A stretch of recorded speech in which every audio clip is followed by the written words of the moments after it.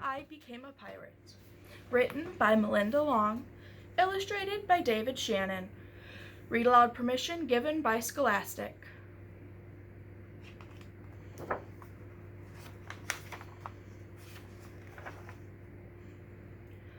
Pirates have green teeth, when they have any teeth at all. I know about pirates, because one day, when I was at the beach building a sandcastle and minding my own business, a pirate ship sailed into view. I knew what it was, because its flag had a skull and crossbones on it, and because I could hear the pirates singing, "Hey ho, blow the man down." They were a little off-key.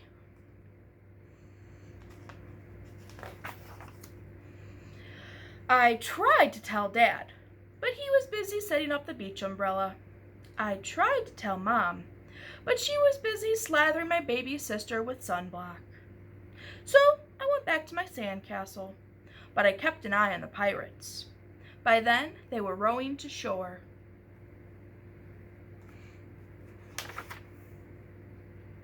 When they landed, the head pirate climbed out of the boat and yelled, "Ahoy there, matey! Be this the Spanish Main?" "No," I said, "this is North Beach." "Shiver me timbers," the pirate said. "We must have taken a wrong turn at Bora Bora." He walked around my sandcastle. He looked at the moat, then yelled back to his crew, "He's a digger, he is, and a good one to boot." "A good one to boot," the others agreed. "What be your name, matey?" the head pirate asked. "Jeremy Jacobs, sir," I told him.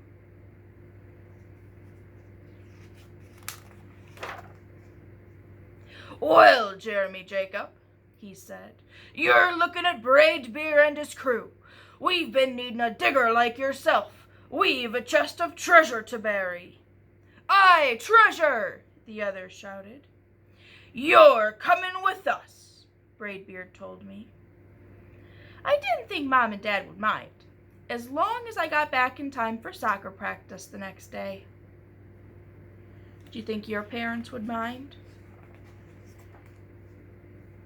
And that's how I became a pirate.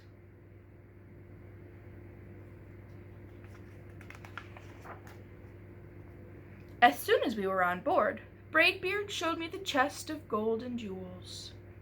"Gotta find a safe place for this here treasure. It's high time we were off," he announced. "We're off!" we all shouted. And then we set sail.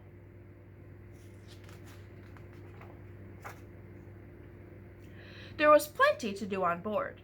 The pirates taught me to sing sea chanties, the louder the better, and to say real pirate stuff like landlubber and scurvy dog.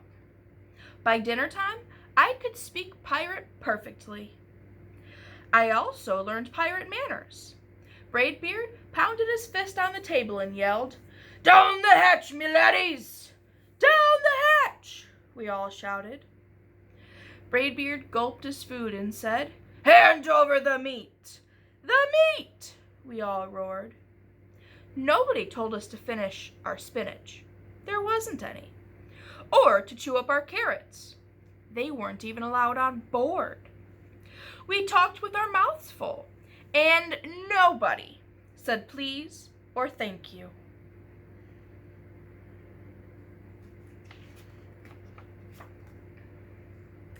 After dinner, I tried to teach the pirates to play soccer.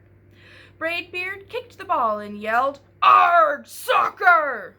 Arr, soccer!" the crew yelled. Then everybody dove for the ball at once, and it rolled right off the deck. "After it, me hearties!" Braidbeard commanded. "After it?" we all whispered. We fought over who would go to get the ball, but it didn't matter anyways, because a shark came along and swallowed it in one gulp. So much for soccer.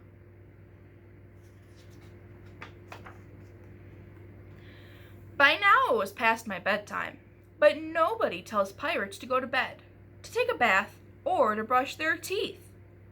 Maybe that's why their teeth are green. Pirates sleep with one eye open, just in case. And they don't change into pajamas, unless they want to. Pirates don't do anything they don't want to, except for maybe swabbing the deck. I want to be a pirate forever.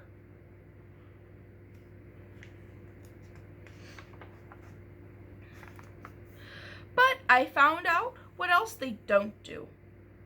When I couldn't stay awake any longer, I asked Braidbeard to tuck me in and read me a story. "Tuck you in?"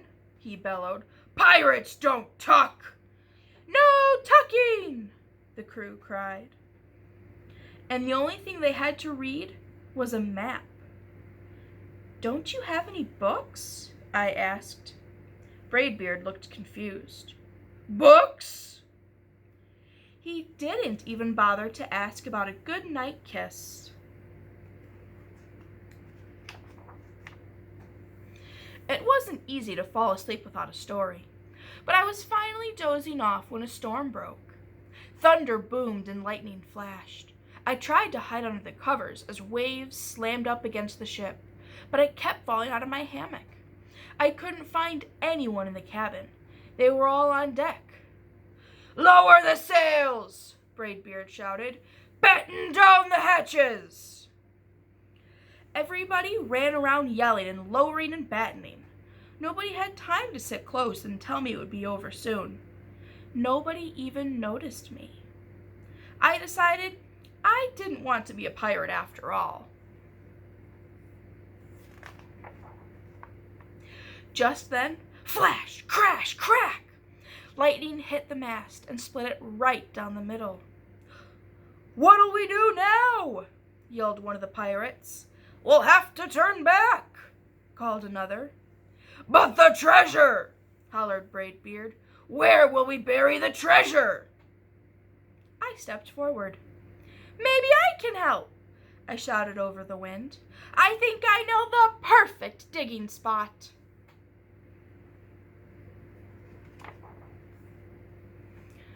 When the storm was over, we rowed back to shore and buried the chest. We drew a map so we could find the treasure again, but I don't think I'll need it.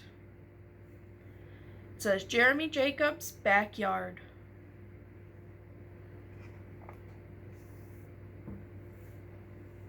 After that, the pirates repaired the ship and got ready to set sail. Before they left, Braidbeard handed me a flag and said, "You make a fine pirate, Jeremy Jacobs. Guard that treasure well. We'll be back to get it soon enough." "Soon enough," the crew repeated. "And if you ever need us," Braidbeard added, "just run the Jolly Roger up yonder pole." "Up yonder pole," the others shouted. And maybe I will, but not today.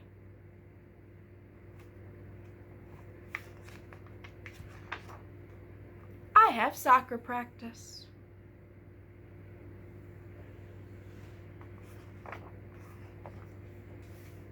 The end.